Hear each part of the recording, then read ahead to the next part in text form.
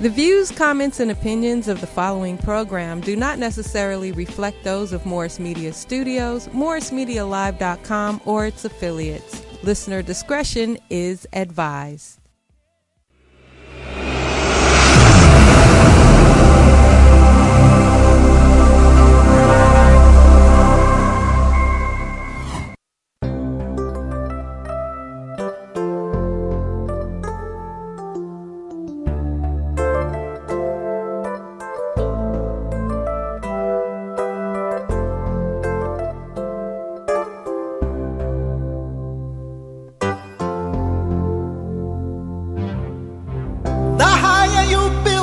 Barriers, the taller I become,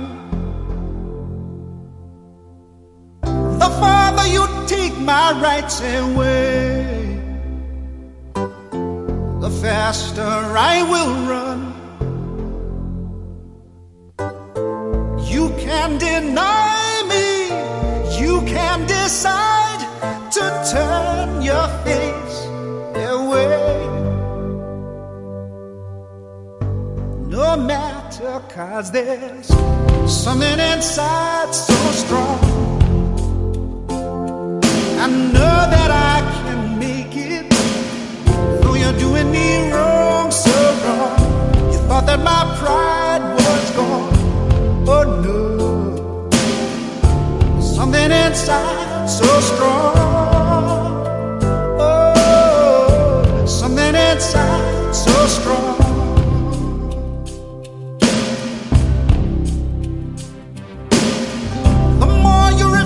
To hear my voice, the louder I will sing. Good day, beloved. Welcome to Faith Without Borders. I'm your host, Pastor Calvin Sauls. It is a joy to have you here on this day. We are grateful for your presence and participation.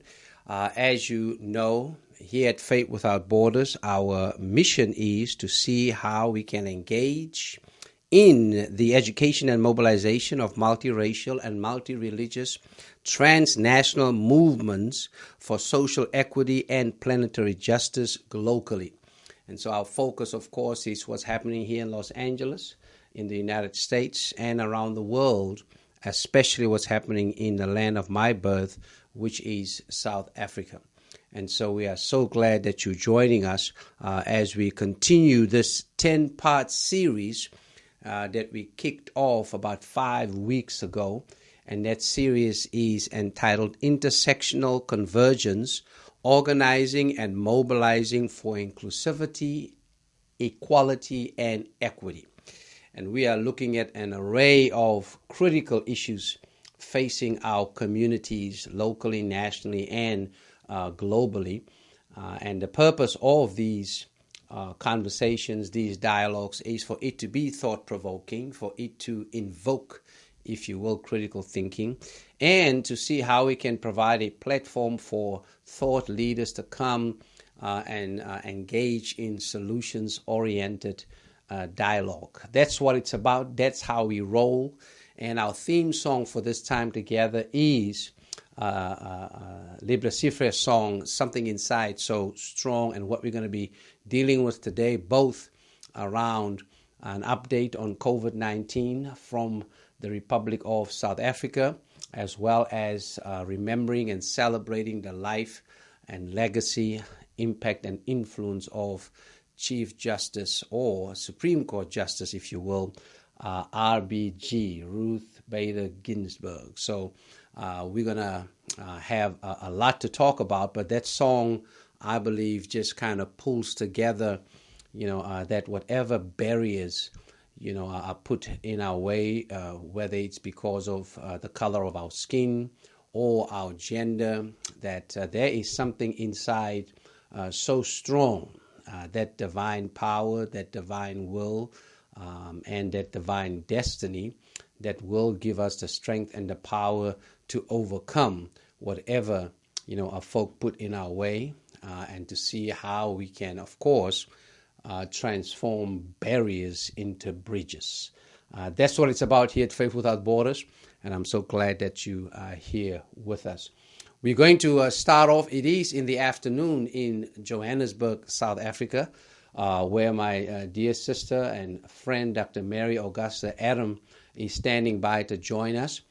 So I'm heading home, and as I'm heading home, today is the 70th birthday of my only brother-in-law, Gregory Makatani. So I want to just land home quickly by just taking care of some family business, by just saying to Gregory, Grex, we call him Opa as well, or Swar sometimes, he has various names.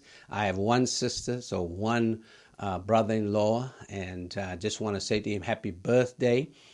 We pray that the Lord will continue to bless and keep you, make his face to shine upon you, and grant you peace, health, and strength for the days, the months, and the years to come.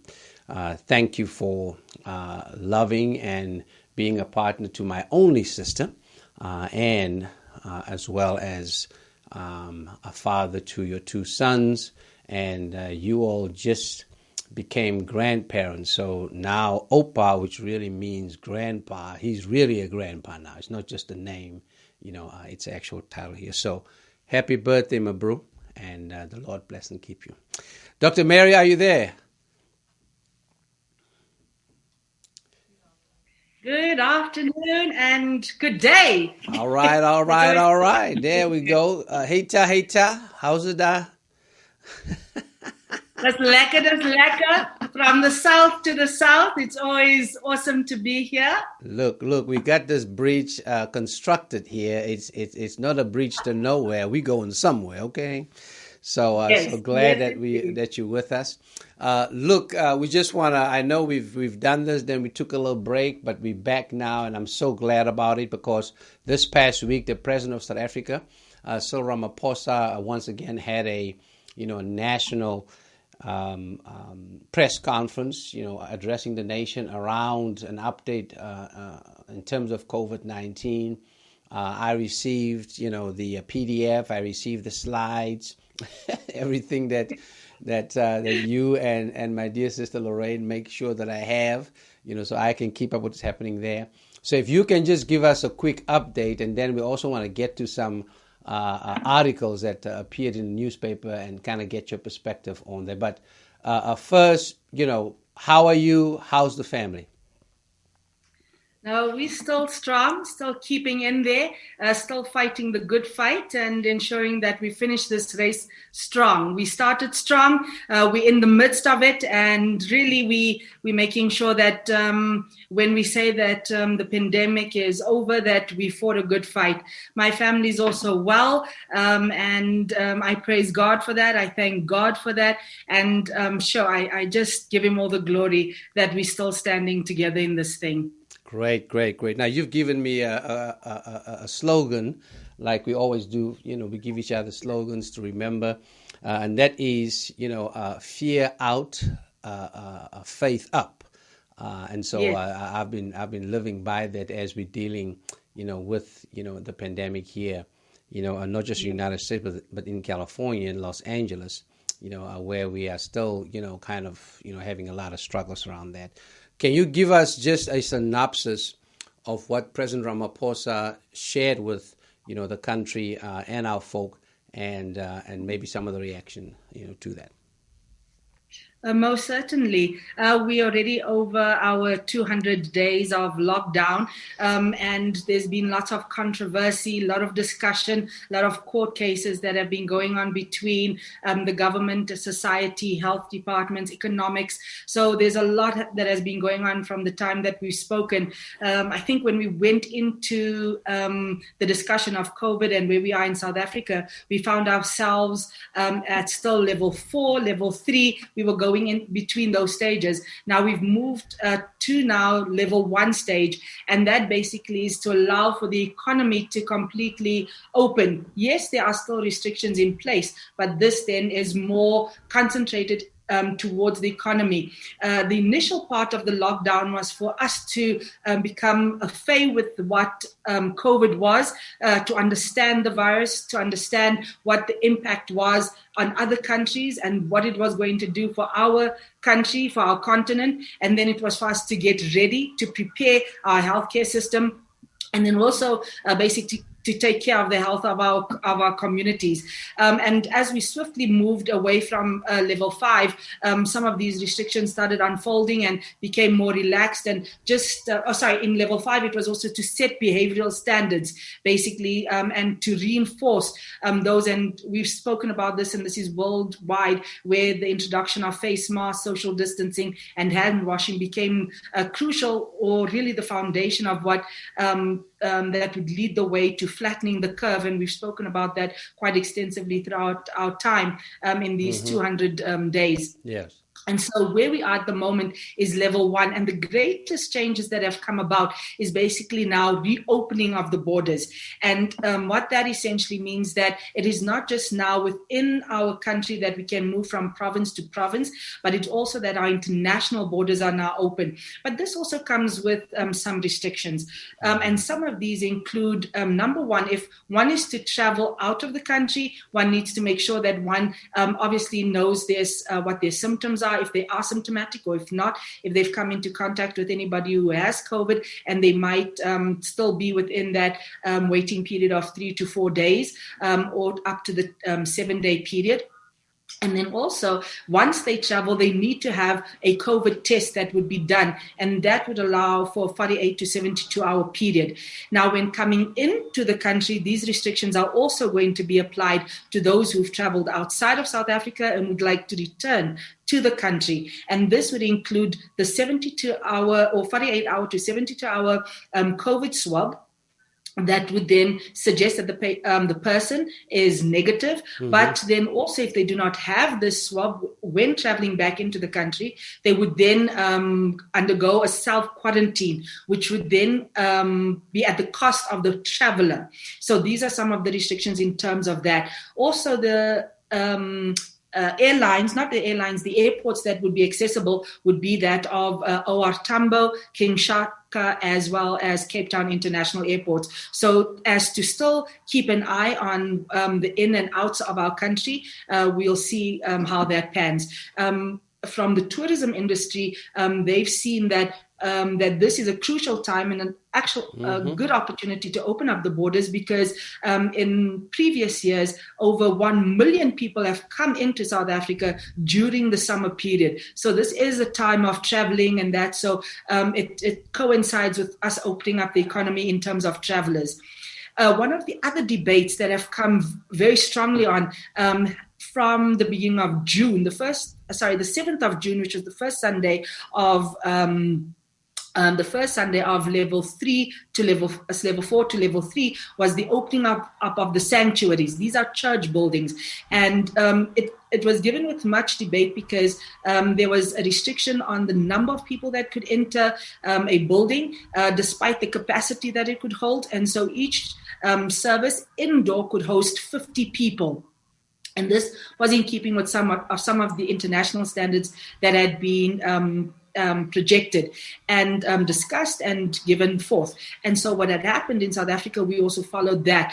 So for indoor church services, about 50 people with masks, and there was a controversial statement about not singing in churches, not moving around in churches. So it was met with a lot of backlash that.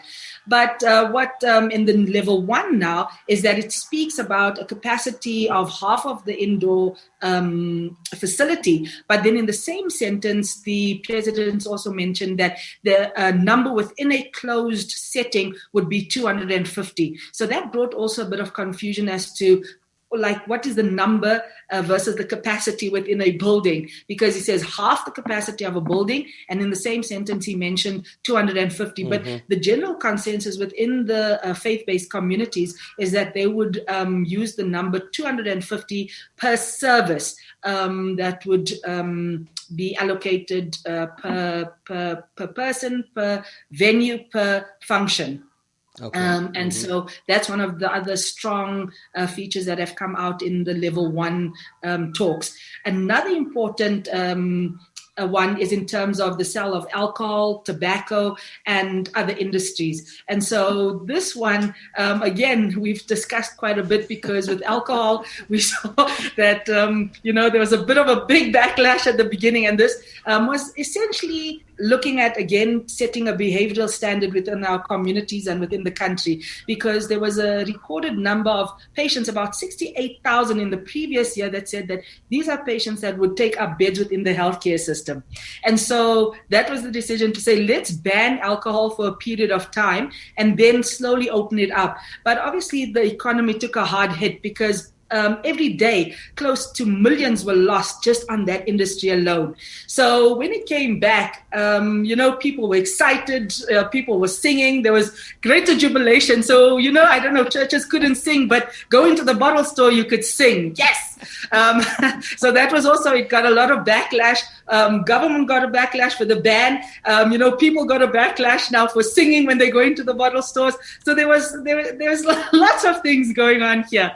But and then when the ban was lifted, within 2 weeks it was reinstated again. Because the beds filled up. I'm laughing about it, but it was actually very stressful. Because you had people fighting for their rights to have access to alcohol. You had then on the other side, healthcare system that was bearing the brunt of these trauma-related incidences secondary to alcohol use. So it's clearly our behavioral set piece wasn't really, intact at the time. But now on the level 1, alcohol again has some restrictions, but it has been open now. Instead, from Monday to Thursday, it's now Monday to Friday from 9 o'clock in the morning to 5 in the afternoon. And there's also restriction in terms of where you can have your alcohol, and the restaurants and the entertainment industry in terms of where they can also sell them, and up to what time. Right. Because also there was a curfews that was still in place and initiated because of the alcohol ban.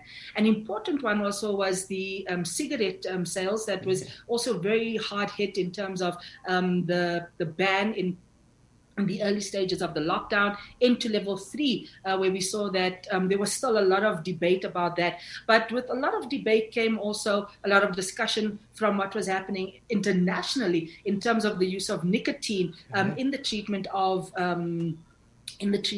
COVID. But certainly they also postulated that one cannot say that smoking is good for patients just for that nicotine part of the cigarette smoking. The other part of it came in terms of the quick separation or the quick stop of the smoking or taking away cigarettes for those who are smokers and long-term smokers, and what it had done to the anxiety levels, mental health. So all of those things came to the forefront.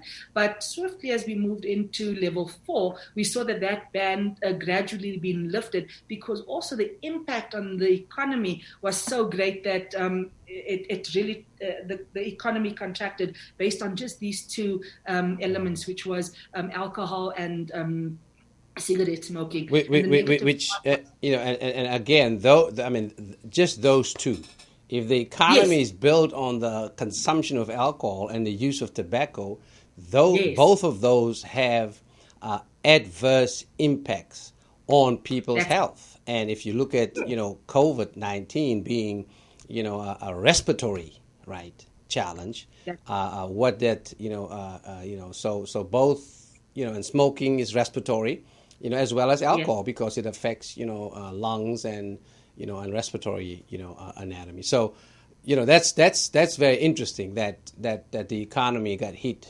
So, I mean, it begs the question, do economies thrive on behaviors that basically destroy the human body and that is detrimental to our health? I mean, any thoughts on that? Yes, I mean, you raise an important point there, because when now wanting to save lives from a COVID perspective, but then you have alcohol that can have an influence. When you speak about it having an influence on your respiratory aspect, remember that if you take a certain quantity of alcohol and it actually diminishes your mental state, it can also diminish your respiratory state. So one can, if you've overeaten, you can vomit and then vomit into your, aspirate into your lungs. That can cause severe defect and disease. Then smoking, we all know the effects of smoking onto the respiratory system. And so now you have this where we're saying a condition that is driven by behavioral set pieces. And then you also have an economy that's also driven by behavioral standards. How do we then balance the two? Because here also where we say that, and in both, lives can be lost. In both scenarios, lives can be lost. It's just that which one is the lesser evil or which one is the better of the good. So it makes it so difficult. Or one can ask which one is intended and which one is unintended, because the use of alcohol and the use of nicotine, those industries understand the intended consequences when you use That's those right. products. I mean, we ought not to kind of jump around that and not, be honest about it. Those are giant corporations, both in the United States and in South Africa, that benefit greatly from the destruction of people's lives in general, but in particularly the destruction of black people's lives. Yes, it's the choices that we make, isn't it?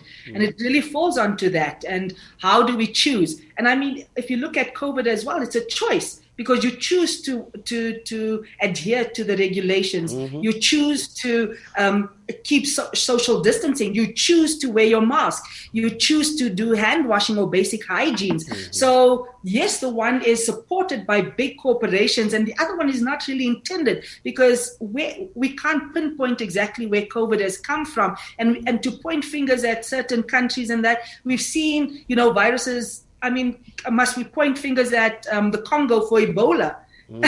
Can you see? So, I mean, it's just the climate of which it comes to. But now when you look at these big corporations, they're in all of these countries and they have an intended purpose. Yeah. And it's up to us as individuals to choose where do we find ourselves and what choices we make. Yeah, and it's interesting you talk about, who names quickly where certain diseases come from and how it's named. That's a narrative, that is always used by what I call white supremacists, because every disease comes from everywhere else other than countries with a predominantly white population. So let's just be clear, we of course have the ignorance coming from the White House talking about the China virus, which is really a racist and bigoted statement. We got to name it, just tell it what it is. And it's same thing with Ebola. People have done the same thing with HIV/AIDS, and other, the naming of diseases in so many ways has been so racialized. Then one always has to question, the integrity behind the naming, et cetera, et cetera. That's. I'm glad that we marching along. I'm glad that in South Africa we do have a president that has the courage and integrity, for addressing the nation, listening to the scientists and the experts around what's happening, and don't think that he's the smartest, in the room. And I'm glad that he works together with science, whereas in the United States, we have a just this whole challenge, about how politics, whether it's from the president's office or the attorney general's office, and how all of that impacts the CDC. One thing that was glaringly missing from the president's speech was, of course, the whole controversy around corruption and the misuse of PPE funds that came from a loan made on behalf of the people of South Africa, yet so much of that money was squandered and plundered, by way of cronyism as well as nepotism. Nothing in his speech about that. That was quite disturbing to many of us because we continue to push the South African Council of Churches and several of the Methodist Church of South Africa and others, and including some of us, who are, in the diaspora, pushing for transparency and accountability around that. And one of the articles that came out, is entitled "Mystery of Staggering PPE Error," where a tender came in, for I think it was 75 million, and then 800 million was added to that, around that. So the access or the appropriation of these funds and the access, of the products that these funds were supposed to purchase directly impacts how medical staff like yourself are able to respond to the challenge of COVID-19.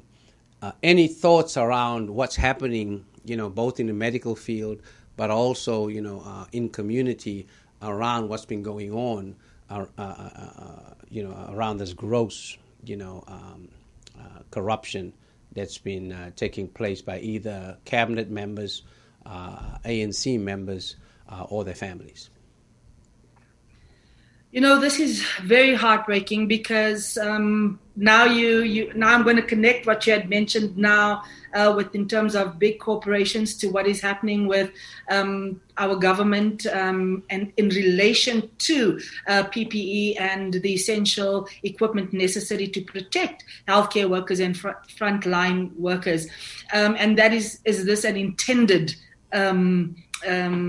death of its essential services, and it's heartbreaking, it's disappointing, it's frustrating. If you can think of the roller coaster of emotions that one has had to face, dealing with being somebody who's on the ground, who's working in the field, who's plowing away, and you think that there are people sitting in an office who get to decide how much money has to be allocated to particular aspects of this COVID-19 experience.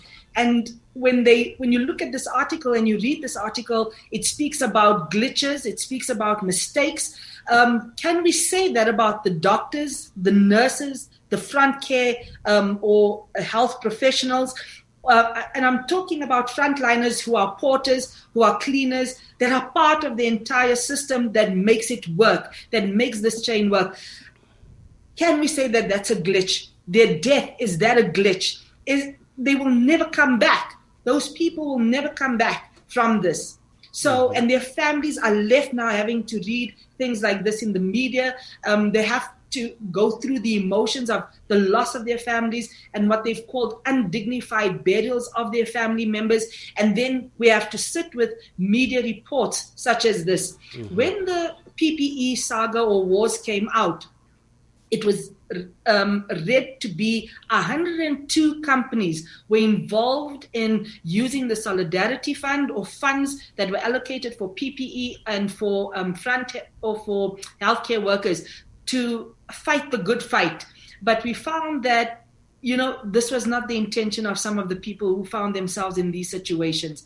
And like I keep on saying, it's frustrating. It's unacceptable. It's unacceptable that a glitch like this can happen. You can tell me a glitch can happen on a system that doesn't pay us for 2 to 3 months, but a glitch where it says that you have access to actually acquire PPE so that we can do the work to save lives. You actually put our lives at risk for that. Yeah, it's certainly an abomination, and we want to say, yes, from Los Angeles to Washington, D.C. to Pretoria, corruption in any democracy is an abomination, and it is a threat to any democracy, which has to be built on the 3 principles of integrity, transparency, and, of course, accountability. And all of that hinges on the dignity and the humanity of those who are part of that democracy. I would extend that by saying, as well as the integrity of all of creation that is a part of that democracy. So we certainly hope that that there will be a transparency and accountability around this, for this simple reason: that loan was made on behalf of the government and the people of South Africa, and that means that long after President Ramaphosa moves on, this loan has to be repaid.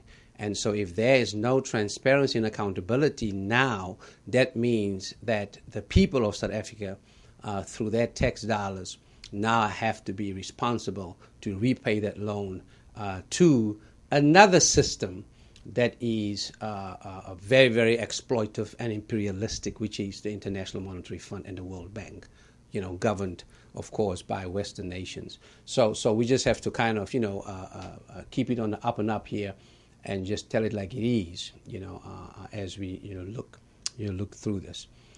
Know that you have our prayers and our partnership, as you navigate, through this. I want to thank you for your commitment, your passion, and your collaboration with so many, to make sure that our folk, at the Chris Hani Baragwanath Hospital has what they need to live healthy and thriving lives, as well as our folk in El Dorado Park, south of Johannesburg. So, Dr. Mary Augusta Adam, thank you so much.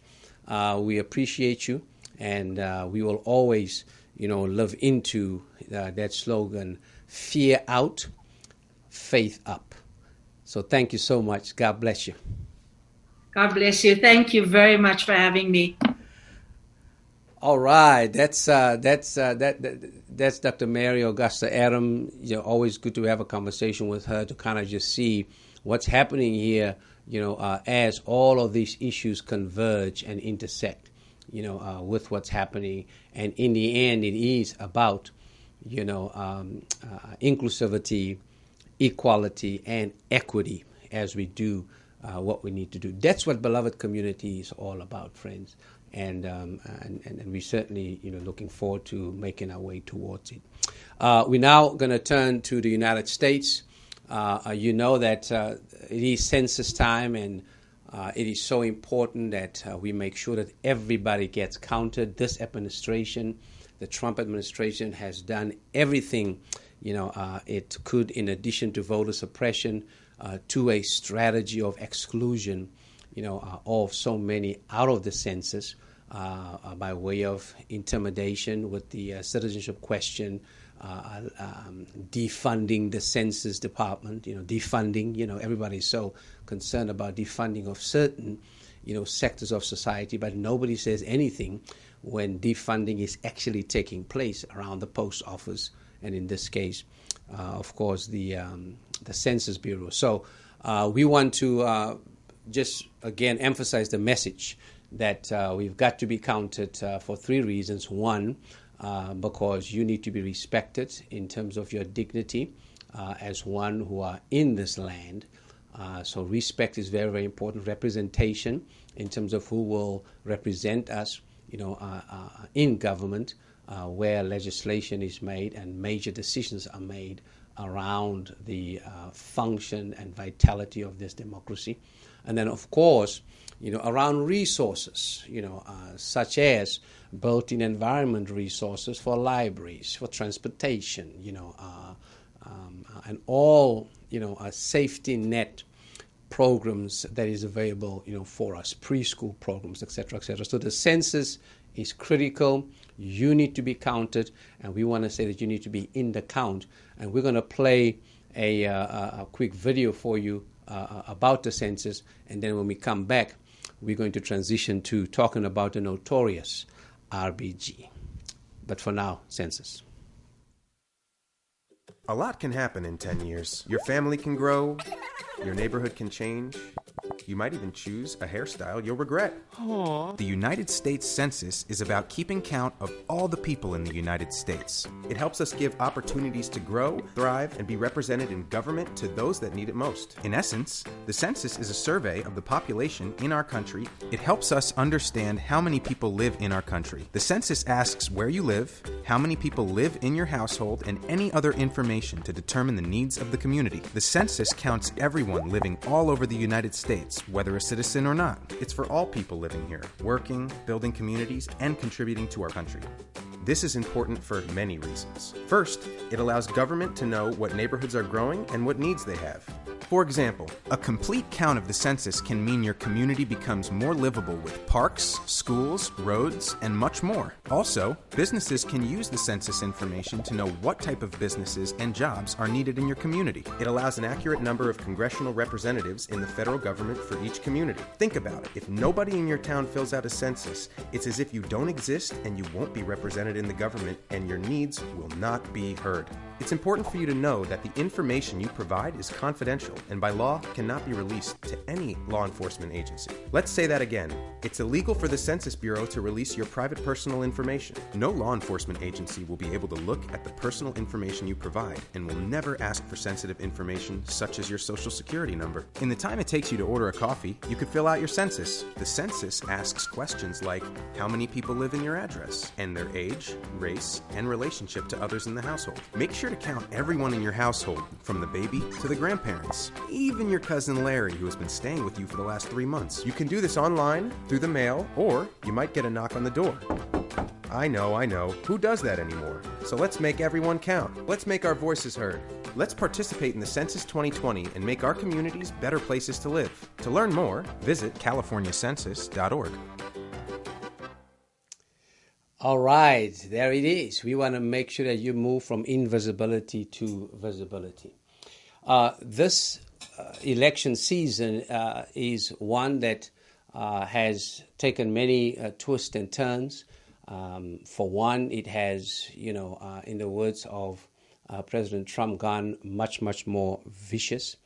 And then, of course, what happened at the end of, this week was even more painful to many and challenging as we enter a time of grief and mourning at the transition of Supreme Court Justice Ruth Bader Ginsburg, who transitioned.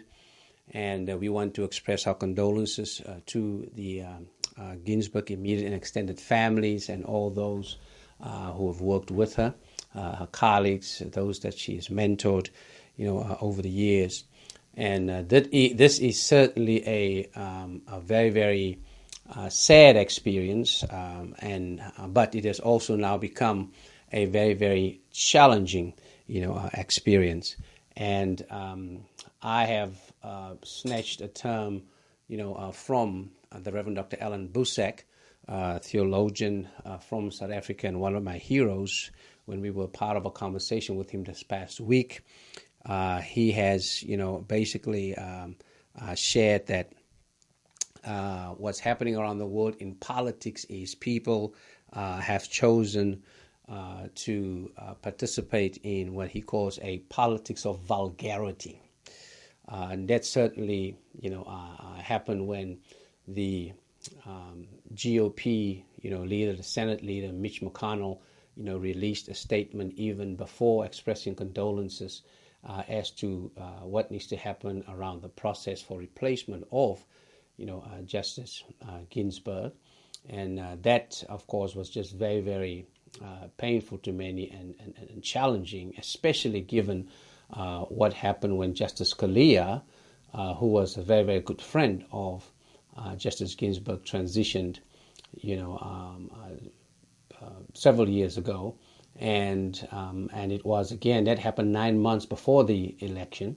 It was, Mitch McConnell that said that, the people need to have a say around who gets to pick, the next Chief Justice, the next Supreme Court Justice, and therefore nothing, should move forward, around this. Well, here we are, just a little under 50 days from the election, and we always see a flip in the script. But that's what hypocrites do.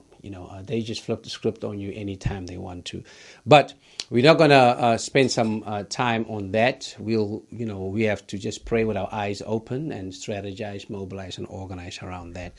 But we do want to talk about the notorious RBG, and I'm so glad that the Honorable Judge Patricia Titus is able to join us today. She, is in the California Superior Court in Inglewood, and where she deals with family matters such as restraining orders, domestic violence, et cetera, et cetera. And for her, that is not just what she does in court, but she does that in a variety of ways as a woman of faith.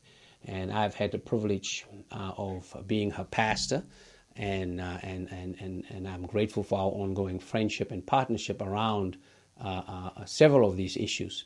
She's also an author, and we'll talk a little bit about her book around domestic violence that she's written in celebration of her 20th year, as an elected judge. So that's great. So, Judge Titus, are you there? Good morning. Good morning.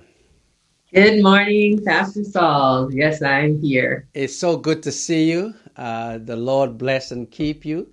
And I know we're in touch, in a variety of ways. So I'm glad about that. I'm grateful for it. And but let's start off. How are you doing? How's the family? How's Dad? Just kind of, let us know what's going on. Yes, we are all well. My father lives in an assisted living facility. He'll be 92 next year. Goodness. And my sister and I went to visit him, 92 next month. And my sister and I went to visit him yesterday at his facility. At least we're able to visit. We social distance. We have to make an appointment, and the visits are limited to 45 minutes. But we've made it work because there was one period at the beginning of this ordeal we're going through where we couldn't see him for about 12 weeks. Wow. 12 weeks. And then they were able to arrange the protocol that family members could visit the seniors in their facility. So we are very grateful. Yes. Very grateful. Now that's wonderful. We certainly try to do the same with my mother-in-law, Gloria Wortham. We cannot see her, but we try and get as close as we can, just so that she can know that we still care about her and love her. She's 94, and is doing well here at View Park Convalescent Home. They're doing a great job caring for our elderly there, so we're grateful for that. Certainly, you posted a picture of you and Justice Ruth Bader Ginsburg. You all met probably at some point. So I want to just start off by asking you, as a woman practitioner in jurisprudence, how do you feel about this loss? But we may want to start with, where was that picture taken, and what was the conversation like with her, during that time? Yes, at that time I was on the board of the National Bar Association, which is the largest organization of African American attorneys and judges in the U.S. And it was formed in 1925 when the American Bar Association refused to allow Black people to be members of it. And during that time, this was in the mid-90s, I believe it was 1995, our national president was a resident of D.C., and he arranged for us to have a reception at the U.S. Supreme Court. So since I was on the board as an affiliate representative, I made sure to go. I definitely wanted to meet her, as well as Sandra Day O'Connor. Yes. And so they had a formal reception for us, and those two justices came. Stephen Breyer came, and there are five of the 9 justices came to greet us during our reception. So that was a monumental event in my life, and I took the pictures. They're in my chambers, and I went back to work to get that photo so I could post it for my family and friends so they could see that we actually had connection with her personally. She was very, very encouraging, very open, very warm. I mean, one of my friends was there with her husband, who's a dentist, and she invited them to come back another day that week and spent half a day with her in her chambers. Oh my goodness. I mean, that's the kind of woman she was. So it was just an honor to meet her and she didn't like run in and run out. She came and stayed at the whole reception and talked to everybody. So that was just very, very, it made us feel welcome. Yeah. Made us feel welcome. Yeah. Yeah, clearly, I mean, from what we've learned and we've seen, you know, there was both a CNN special about her as well as, you know, the movie, you know, just a very, very generous person and just a very, very kind person, you know, is who she, you know, was in terms of just her character, compassionate, of course, I mean, smart as, oh my gosh, you know, around it, but just a deep sense of, you know, connecting both, you know, the ability that she had with a deep sense of humility, would you say? Yes, absolutely. Yeah. Absolutely. So at this loss, can you, you know, as a judge yourself, as one who practices jurisprudence, you know, I mean, tell us a little bit about just the significance of this loss, you know, for you, you know, and for all of us. Yeah, well, for me, particularly because she is just the epitome of everything you aspire to be as a judge. Mm-hmm. Intelligent, hardworking, dedicated, just on point for everything. On point for everything. Just, I mean, even when she was facing personal illness, she did not let that detract her. She still showed up and gave her best. And it's an excellent role model. She fought for what was right because it was right and didn't mince her words when she had to dissent or whether she led the majority in the opinion. So it was she's a unparalleled jurist of excellence, the motto to which we all aspire. Yeah. Mm-hmm. So we absolutely feel her loss. We absolutely feel her loss. But in this loss, I believe that we become more resolute in knowing that as judges, we can make an impact in society in our roles, and it's incumbent upon us to do so. She's famous for saying, fight for the things you care about, but do it in a way that will lead others to join you. Yes. Yeah. And I certainly understand that. And as judges, you know, we're restricted about what we can say and how we can say it. But for the things that we can do, she's the epitome, the icon, the trailblazer of showing us what we can do in our roles. And the first thing is specifically to be excellent, but then also be accessible to let people know about the legal system, the justice system, and then do what we can to make sure that there is access to the courts, yes, so that people can protect and advocate for the protection of their rights. Yeah, yeah, and you certainly do an excellent job with that in Inglewood. You know, I've witnessed that and have known about it because of our relationship and our partnership, and really appreciate that. We know that, you know, she has just had a tremendous, you know, influence and impact on so many, and you know, especially as it relates to women. And so my next question to you is, you know, how has you know, RBG influenced and impacted your life, you know, as a lawyer and as a judge, you know, especially in light of the barriers that she had to overcome, you know, as is told in her, you know, in all of the work that she's done, of course, as well as the movies, you know, that was made about her. Yeah, so she totally paved the way. She totally paved the way. And actually just by her mere presence, because throughout my life, I've had women judges influence me my whole life, even when I didn't really understand the nature of the influence.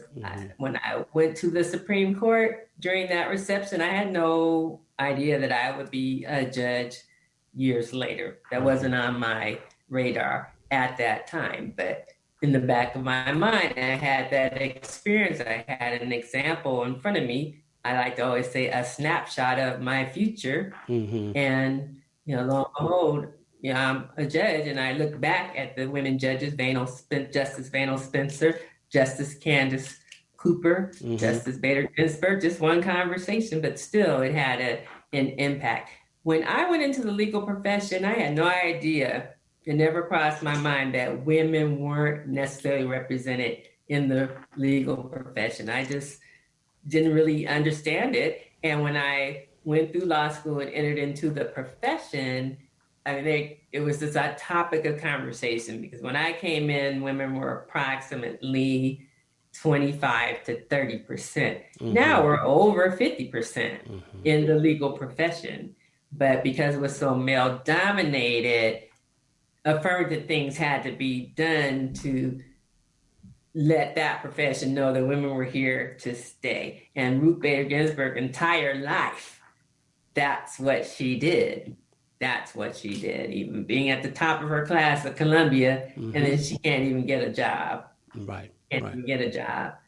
And so she goes into academia and then spends that portion of her career advancing cases and arguing cases that broke down the gender discrimination. And so, now we have a body of work that she championed, because that's what she personally faced. And so for the work that she did, it made it easier for me to come along. Yeah.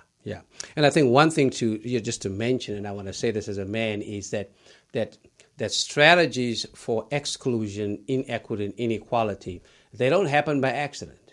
These are intentional, schemes and systems created, by patriarchy, that for the most part benefits men, and so sometimes, we create this, narrative that people didn't know better. I really don't buy that. Right. And that's why she was so ingenious when she brought cases.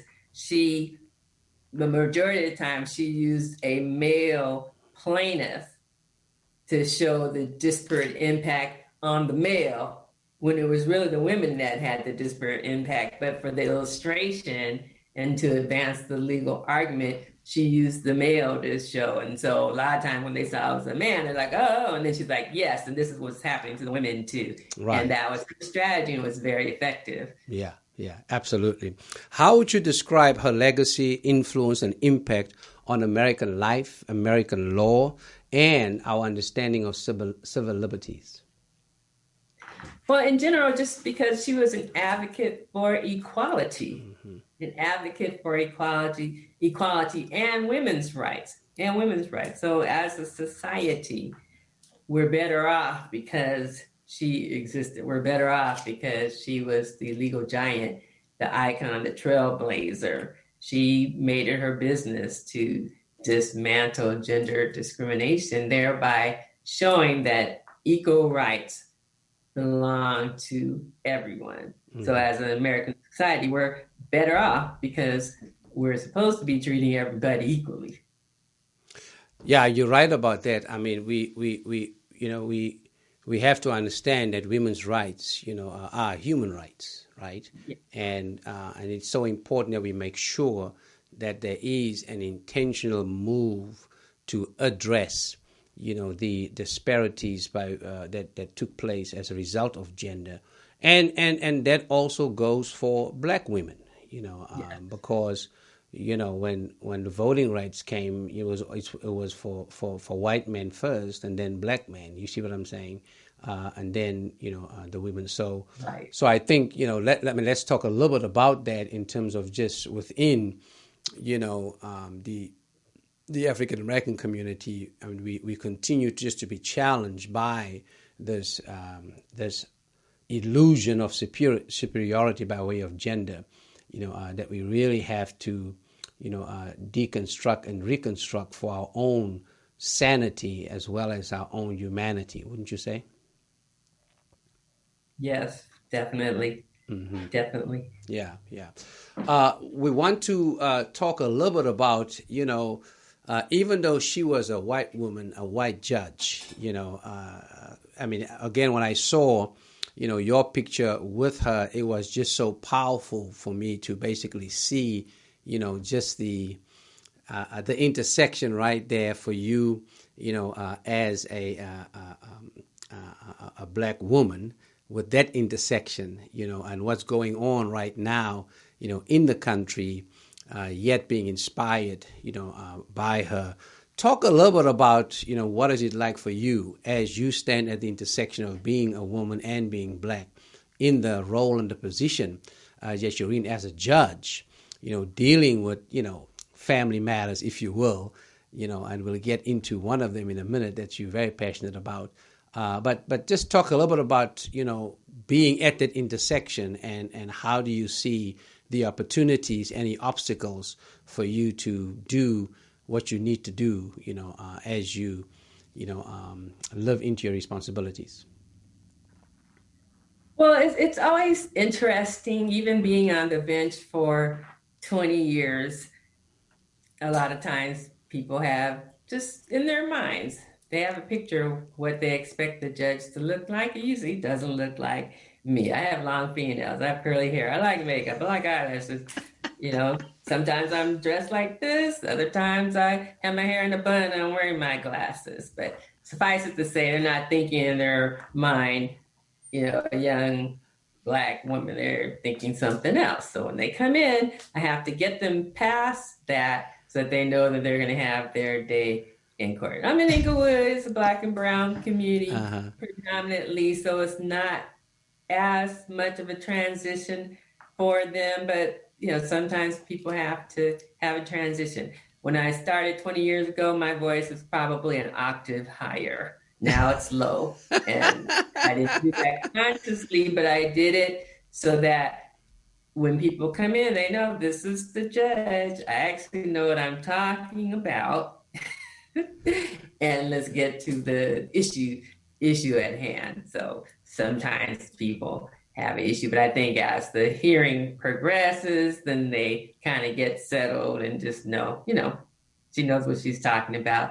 Let me just say what happened, see if I can get the result I'm here to get. Right. But we definitely have to do that. And that's 20 years now. You can imagine 20 years ago when I was 20 years younger. Right. And they're looking at me like, this is my judge. She doesn't know what else to do. She really wants to. So. My goodness. But I do understand the responsibility of the role. I take seriously that Justice Ginsburg has given all of us on the bench. I mean, her dedication to the profession, her working through her personal situations and circumstances and not letting that stop her from giving her best at all times. I mean, even when they went to oral arguments by hospital, and oral arguments, it's like, not enough where I can't listen on the phone.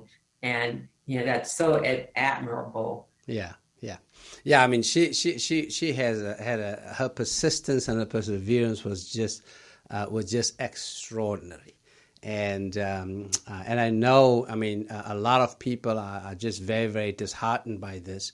And part of it is because of the political milieu that we find ourselves in, and all of that. But again, people are grieving, people are anxious, and so as I've shared with folk, that let us move forward, not being guided by our fears, but let's move forward by being guided by our hopes.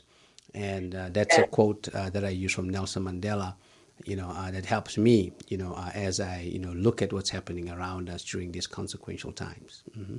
Yes, and I was having a conversation with my sister, her Reverend Helena Titus, and she was feeling about all the icons passing away right now, and what it has caused me to think, including Justice Ginsburg, is that each one of us can do something in our sphere of influence. Mm-hmm. If we make a quality decision that we're going to make a positive impact make society better.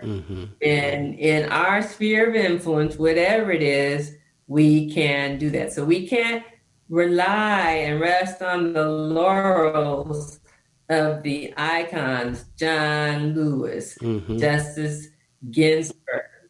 We have to be that person now for this time. They were that person, but now they've gone on to glory, but there is still much work to be done. Yes. So it's incumbent upon us to not just lament their passing, but do something in their honor. Get involved in the good trouble. Yes. Yeah. Make sure you go, sign up for the census. Make sure the people on your block have registered for the census. There's something that each one of us can do in our sphere of influence. And that's what that's what I thought about as mourning her passing, because I absolutely felt that passing. Yes. I went back to my chambers to get that picture late at night on Friday. Right. Yeah, indeed. I mean, the way I look at it, when icons such as, Ruth Bader Ginsburg, John Lewis, C.T. Vivian, and others, when they stand, they lift us up, right? Exactly. However, what I've come to learn is when they fall, they become a bridge for us, to then, go on from strength to strength. Yes. And to continue to deploy our faith, meeting them at that intersection now for inspiration, instruction, as well as direction and determination. So you're absolutely right, about that. I don't want to finish our time together without talking about the book. I know that we share a passion around domestic violence prevention as well as intervention, but ultimately its elimination. And in celebration of your 20th anniversary, as a judge, you release, this book called Friends. So I'm going to ask you to tell us a little bit about the book and then also where we can get this book, because, I think it's a tremendous resource for us as we continue to facilitate, the safety as well as the well-being, of people, who are in intimate relationships. Yes. Well, I always think about there's something that we can do, something to give back. And so in facing my 20th year on the bench, I kept trying to think, well, I have all this wealth of knowledge and experience in handling domestic violence cases, and, how can I be helpful? And so not to advocate on the abuse side or the abuser side. I'm like, well, let me go for the friends, because people often ask, what can I do? Why don't they leave? And it's a very complicated issue. So in this book, I suggest some strategies that family and friends can take to be supportive of a loved one who is being abused. And using the word friends as an acronym, I go through some steps that they can do, just so that they can be supportive. So most of the time people want to be supportive, they just don't know how to be supportive. They're saying, why don't you just leave? That's not being supportive, because it's an individual decision that everyone has to make for themselves, that you can share information with them, be supportive, be there, be a listening ear. I always say, keep track your own self of the things they tell you, the injuries you observe, because when that person gets to the point where they're ready to leave the relationship, often they have to minimize what's going on for years so that they stay in the relationship. But when they are getting ready to leave, then you're the one that has the notebook. No, it's 25 times, not 2 times. Yeah. Yes. So that's what this book goes through. Now, how can we get this book, Judge Titus? It's available on Amazon and on my website, judgetitus.com. Here's the copy of it. There it is. October is Domestic Violence Awareness Month. Yes. So, yeah. You'll be probably hearing a lot more about domestic violence awareness and strategies, and a lot of organizations and the domestic violence support industry goes all out during the month of October to try to get the word out. But the main thing is in California and in all 50 states in the U.S., you're able to get a restraining order. So you can keep that person away from you with a civil domestic violence restraining order. And then if they violate that, a criminal case could be filed against them. Yeah. Well, thanks so much. We'll catch up again, next month. To, domestic violence is a global, epidemic. In South Africa, it's called gender-based violence. And here we call it domestic violence or intimate partner violence. So a huge challenge for us. And so we're going to try and see if we can do, the intersection and convergence piece around this next month. So don't change your phone number, because I'll be calling you. And you are, of course, involved with one of the organizations that is, near and dear to our hearts that we support. That is the Genesis Center, that's doing an extraordinary work here in South Los Angeles. Around. They run a clinic at the Inglewood Courthouse to assist people in filling out the application for a restraining order. It's like 50 pages. It's very intimidating, but they have a legal clinic there specifically to assist people in filling out the application. Yeah, so they do a lot of accompaniment as part of their commitment, to domestic violence prevention, intervention, and of course, its eventual elimination. Judge Patty Titus, thank you so much. So glad that we could hook this up. Appreciate you, and thank you not just for what you're doing on the bench, but also what you're doing in the community. And really appreciate that. So the Lord bless and keep you, and I'll see you on the journey. Thank you. All right. God bless you.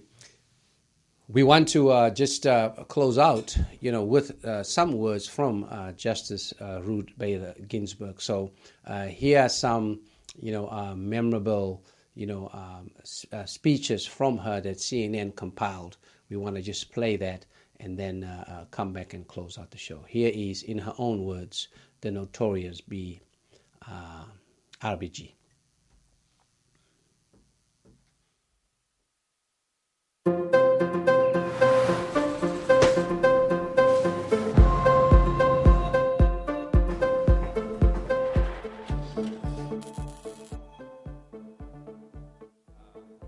Message in there, so we'll let IBM do what they need to do.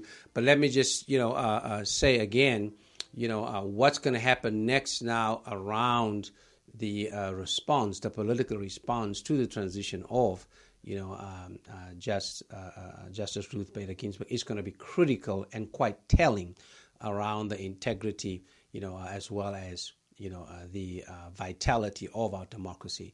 And so that's what is at stake as to how we respond, to a transition right now. Here she is in her own words.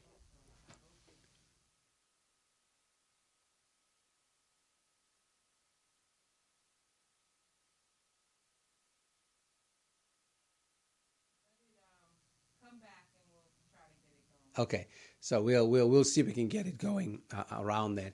But we once again want to thank Judge Patty Titus for joining us. Hopefully we'll get those words up, but if not, we're going to transition to once again reminding folk about the census.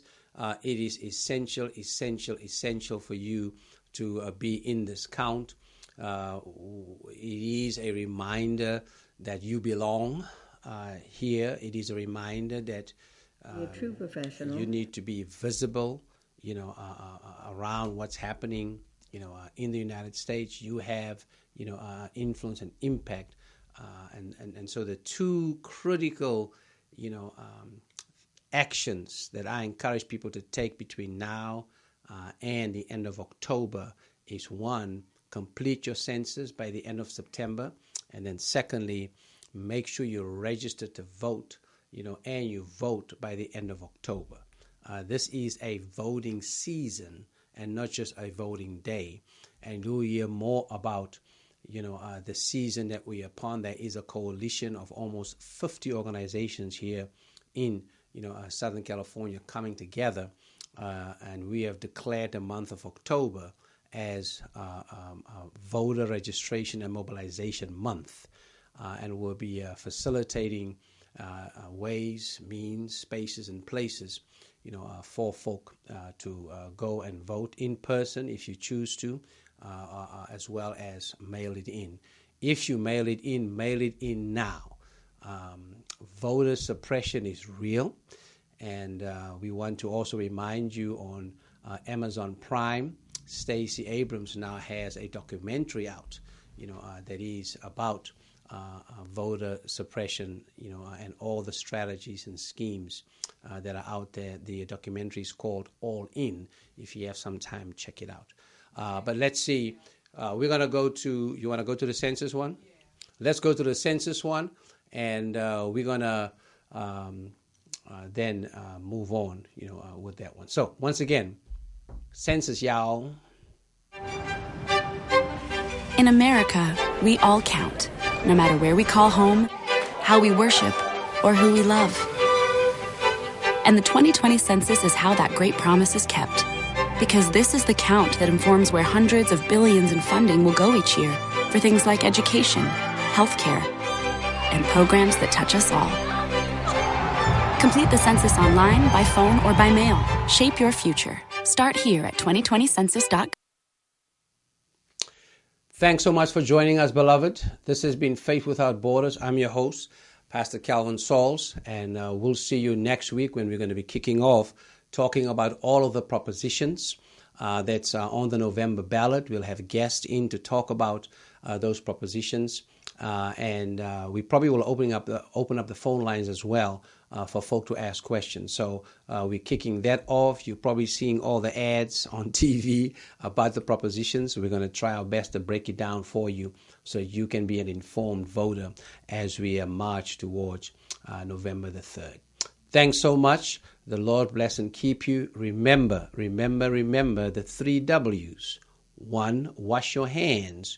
2, watch your distance. And 3, wear your mask. If we do this, we can flatten the curve and extend, the life for so many of our sisters and brothers.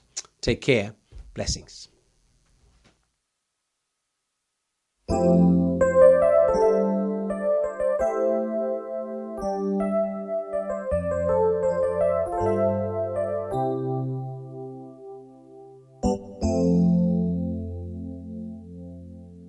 The higher you build your barriers,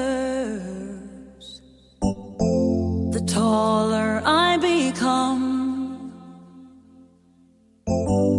The further you take my rights away, the faster I will run. You can deny me, you can decide to turn your face away. No matter, 'cause there's something inside so strong. I know that I can make it, though you're doing me wrong, so wrong. You thought that my pride was gone. Oh no, something inside so strong. Oh, something inside so strong. The more you refuse to hear my voice, the louder I will sing. You hide behind walls of Jericho. Our lives will come tumbling down. Deny my place in time. You squander wealth that's mine. My light will shine so bright it will blind you. Because there's something inside so strong.